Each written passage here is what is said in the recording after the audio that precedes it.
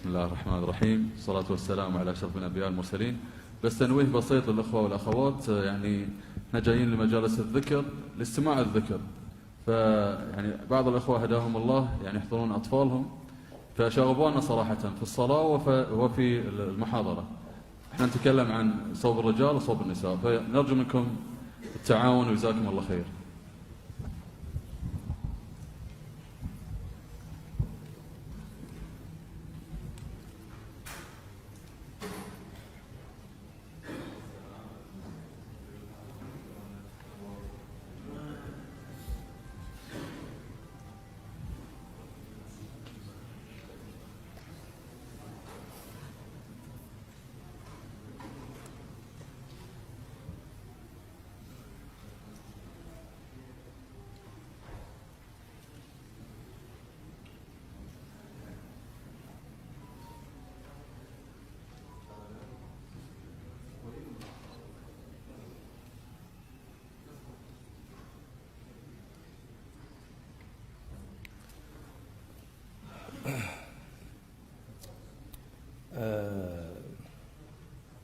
أجدني مضطرا لقول شيء إثر كلام الإمام بارك الله فيه، الذي أنا لا أشك أن الباعث له على ما قال هو الحرص على أن يعني يكون المسجد موقرا بآداب المسجد. لكن أنا أخشى أن يحمل كلامه على غير محمله، وأن يترتب عليه أن الناس لا يحضرون صبيانهم المسجد، وهذا ما لا أريده أنا. لا أريده لأن نحب أن ينشأ صبياننا في مساجدنا، ولا أريده لأن كم نسبة الصبيان الذين يأتون المسجد إذا قرنوا إلى الصبيان الذين لا يأتون المسجد، لكن فقط يعني يعلمون وبرفق أيضا، حتى تعليمهم لا يكون الله يحفظكم ويبارك فيكم رجالا ونساء، لا يكون تعليمهم بخشونة. أحضرهم وبرفق، إذا رأيته يصيح لا تضع يدك، هذا قبله على فمه، لا بأس، لأن تقبيل الوالد فمه يعني أقصد أن تمنعه من الضجيج بقبلة لا بضغط يد على فمه، هذا المقصود. ولكن لا يترتب على هذا طردهم من المساجد. أنتم ترون الوضع الذي فيه المسلمون وأبناء المسلمين، وأنا كنت أرى، أنا بنفسي رأيت من يذهب إلى المسجد ويتبعه ابنه الصغير ويقول ارجع إلى البيت، كانوا سيزعجه هو نفسه، قال لا المسجد، هو ذاهب إلى الصلاة ويرجع، يقول رجع إلى البيت، سيزعجه، سيحتاج أن يبذل مجهودا معه وبعد ذلك يجيئك هذا الإنسان، يجيئك أنت، يقول لك الشيخ أنا ابني لا يريد يصلي، لا يريد كذا. طيب أنت عاقل، أنت تريد الشيء ونقيضه.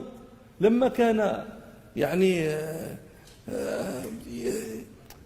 تصنعه كان طوع يدك، كان أطوع لك من نعلك، كنت تطرده إلى البيت. لما انطرد وصار لا يريد يجي، جيت تشكو إلي، أنا طردته. الصيف ضيعت اللبن، إنك لا تجني من الشوك العنب.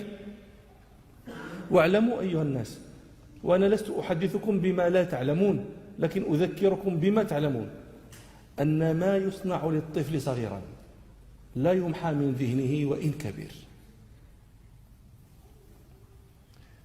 ما تجرحه به هو صغير يبقى ذاك الجرح غائرا، ولا يزيده الزمان إلا غؤورا. جراحات السنان لها التئام، ولا يلتام ما جرح اللسان.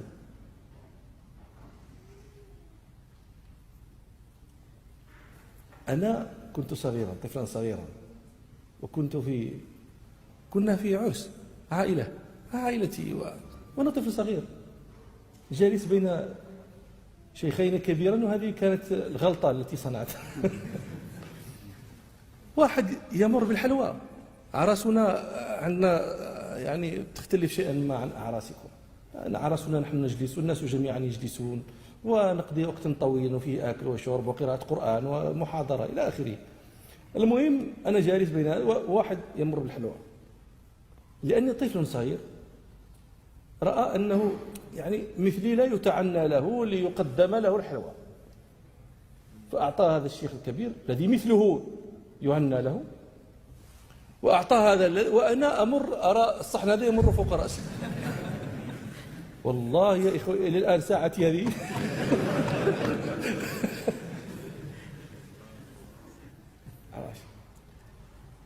وما أبعد هذا عن خلق رسول الله صلى الله عليه وسلم، ما أبعده عن خلق النبي صلى الله عليه وسلم في المنبر ورأى حسنا وحسينا داخلان المسجد وهما يعثران في ثيابهما، ثياب طويلة، يمشيان ويعثران، فنزل صلى الله عليه وسلم قطع كلامه ونزل من المنبر وحملهما ورجع إلى المنبر وأكمل كلامه.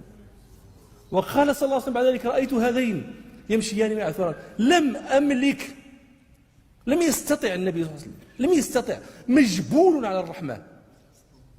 ولا تظن أن هذا خاص بابنيه، لأن أعز من الولد ولد الولد، هذا من أمثالنا أيضا.